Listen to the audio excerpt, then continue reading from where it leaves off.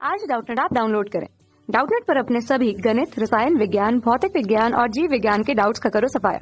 बस प्रश्न की फोटो खींचो, एक ही प्रश्न को क्रॉप करो और तुरंत वीडियो सोल्यूशन पाओ। अभी डाउनलोड करें।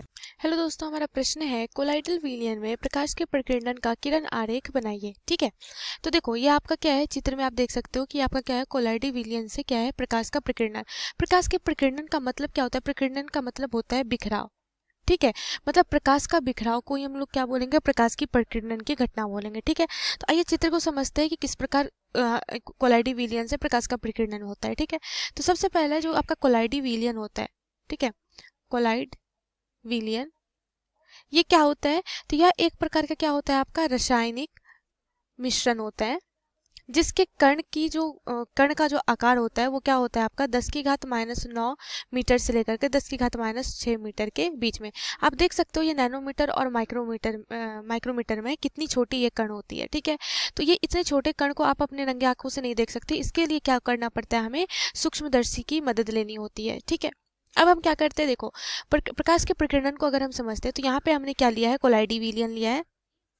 ठीक है, ये हम कोलाइडल विलयन हमने एक लिया है एक बीकर में। ठीक है, अब यहाँ से हम क्या करते हैं, प्रकाश स्रोत से प्रकाश देते हैं। ठीक है, अब यह प्रकाश स्रोत जो है यहाँ पे हमने क्या कर दिया है, एक उत्तल लेंस का प्रयोग किया है। ठीक है, क्या किया है, एक उत्तल लेंस का प्रयोग। उत्तल लेंस का प्रयोग करने का अर्थ यह है कि चूंकि उत्तल लेंस जो होता है आपका क्या होता है, अभिसारी लेंस होता है। मतलब यह क्या करती है, किरणों को, जो समांतर किरणें आती हैं उसे क्या करती है, एक बिंदु पर फोकसित करती है।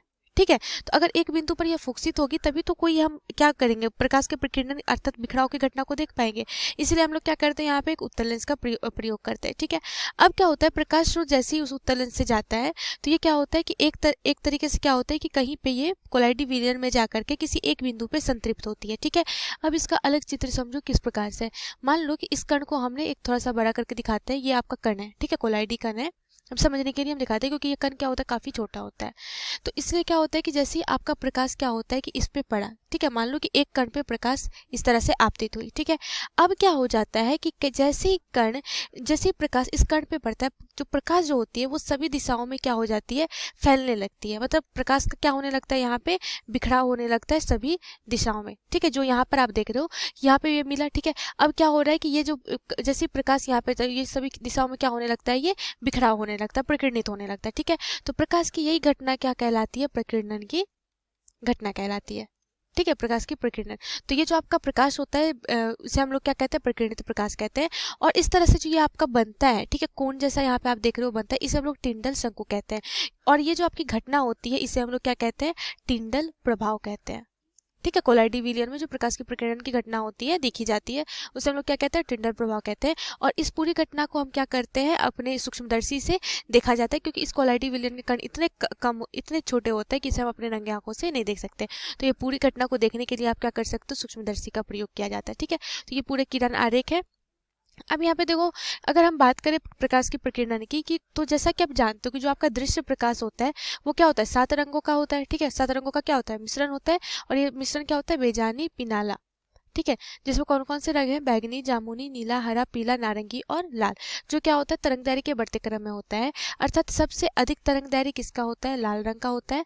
और सबसे कम तरंग किसका होता है, बैगनी रंग का होता है। ठीक है, तो जो आपका टिंडल प्रभाव होता है, जिस रंग का तरंग दैर्घ्य सबसे कम होगा उसका प्रकीर्णन क्या होगा, सबसे अधिक होगा। ठीक है, और जिस रंग का तरंग दैर्घ्य सबसे अधिक होगा उसका बिखराव अर्थात उसका प्रकीर्णन क्या होगा, सबसे कम होगा। इसीलिए आप देखते होंगे कि आकाश का जो रंग होता है वो आपका क्या होता है, नीला होता है। इसका कारण क्या होता है कि वायुमंडल जब दृश्य प्रकाश वायुमंडल पे पड़ती है, ठीक है, जैसे वायुमंडल है तो वायुमंडल में जो उपस्थित कण है, तो ये दृश्य प्रकाश क्या है, 7 रंगों का समूह है। तो जैसे ये यहाँ से पड़ती है तो किसी कण से क्या होती है, इसका बिखराव होता है। और वह सबसे अधिक किस रंग का बिखराव होता है, नीले रंग का बिखराव होता है। ठीक है, तो इसीलिए आपका आकाश का रंग क्या होता है, नीला दिखाई देता है। ठीक है, धन्यवाद।